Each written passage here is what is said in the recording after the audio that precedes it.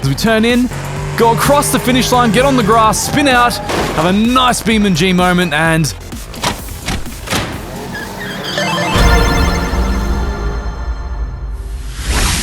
hey friends! Over the last week, as a bit of a change of pace, we've been featuring a lot of BeamNG. As the content eventually devolved into how fast can insert car here go down the Nordschleife, as all good racing content inevitably does, the age-old BeamNG question creeped up. Are the default setups really as bad as people say they are? Because our last lap was done in the brand new Bruckle Bastion, and because that car has what one may call, unique characteristics, I decided that for the first time in my life, I would get familiar with the vehicle tuning submenu of Beam and treat this lap like I would in any other racing simulator. That is, tweak the car's setup until it actually resonates with my driving style and, ideally, improve its lap time to boot. In our last video, on a fairly casual conversational lap with you folks, I managed a comfortable lap time of 7:26 with a few moments created by the car's, unique characteristics. For this video, I've dived in, dropped the fuel load to only what we need for a single lap, tuned the wheel camber and toe, tuned the suspension stiffness, ride height and sway bars, but I've added no new aftermarket parts to the hot lap special. That is, aside from light setup tuning, this car's spec is completely identical to the Hot Lap Special variant you can pick out of the menu yourself. So how much, if any, time have we managed to cut off the lap? Here we are in our gorgeous midnight purple Bastion Hot Lap Special as we head off and... wrong wheel lock. Let's start again. Okay then, here we go. I don't know if the game actually calls it Midnight Purple, but I do. I mean, it's the retro wave color. As we go into the Sabine Schmitz curver, car immediately showcasing that understeer characteristic for us. And you may be noticing one thing already.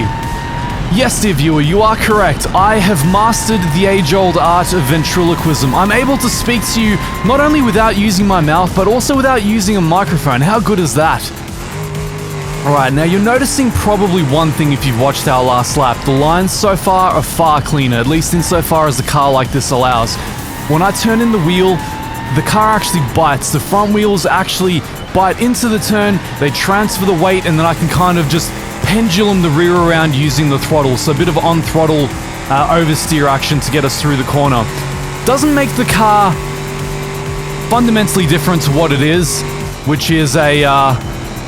However, it does make it far more drivable, especially with my driving style, as I go partially out onto the grass. Only a casual 200 kph slide there at Flug Plus as we head down towards Schwedenkreuz. Car is very, very fast. Now it can actually kind of bite into the turns, transfer its weight around a little bit more. You can see way more turn in, but way less steering angle. That's the kind of thing that we want to see. We want to see less energy wasted as racing car drivers as I counter steer halfway through Arenberg there.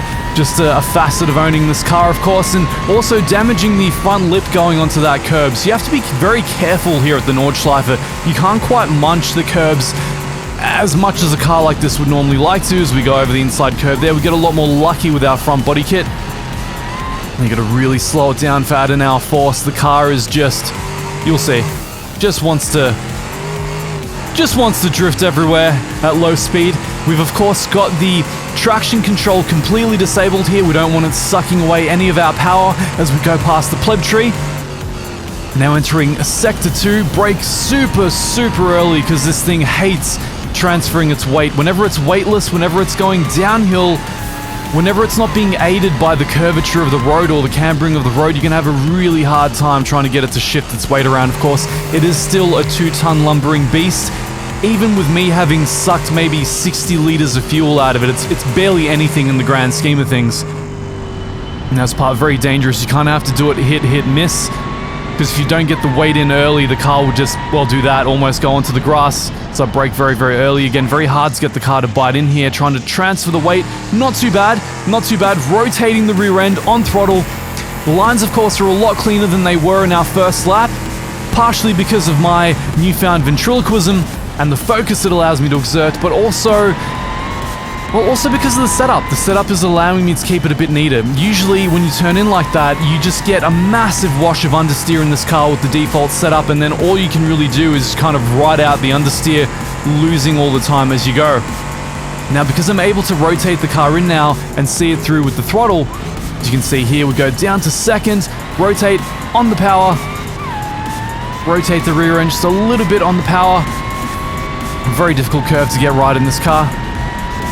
Now for the longest power section here in Sector 2 going uphill. Suits this car fairly well. You can really feel the robustness of the force feedback here. The car just feels like a soft, bouncy couch. You can feel the tire flex, you can feel the suspension flexing underneath you. You can almost feel the aero if the aero actually worked correctly in BeamNG.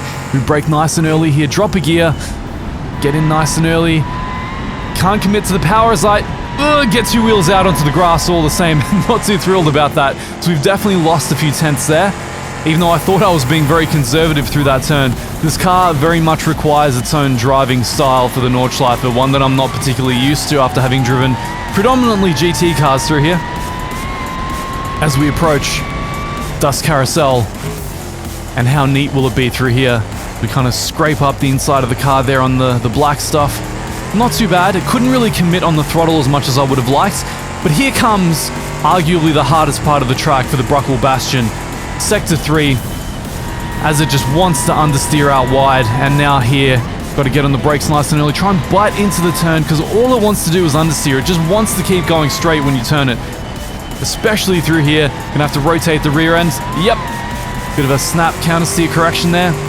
And now as we go through Whipham, this is where stuff really starts to get interesting as we start to go downhill. Inside curb, car snaps out a little bit on me. I managed to correct it right over that inside curb. They're still running all the way out onto the outside curb, and that isn't me pushing this car by any stretch of the imagination. As it gets light over the crest there, I have to countersteer, and again, pretty much just constantly balancing the car with the steering and the throttle here as I still go out wide. I mean, I'm basically doing this in slow motion because of this car's very unique handling characteristics. Going down to second just to help us bite into the turn a little bit more. I'm still not sure if second is ideal, but I didn't want to risk third. Car still has very long gears. I've only made subtle gearing adjustments here as I turn in, and no, the car goes out wide. I'm having to snap countersteer. We have definitely lost at least half a second of time there, as it's just fighting me at this point. I cannot drive this as I normally do. I go slightly offline, can't transfer the weight, understeer through here. So that one little mistake has just messed me up for a whole sequence of corners. That in totality has maybe cost me about 1 or 2 seconds of overall time. But I'm still confident enough in the run that I'm committed to it. I'm gonna go down here to the mini carousel, Das Kleine Karussell. As we go on the black stuff, not too bad. Not too bad. And how are we gonna go into Döttinger? This is a very tricky portion. The car just does not like biting in here. Having to be very careful on the throttle, can't commit. And there we go, up into fourth. And now onto the long straight where the car can unleash, me breathing a sigh of relief.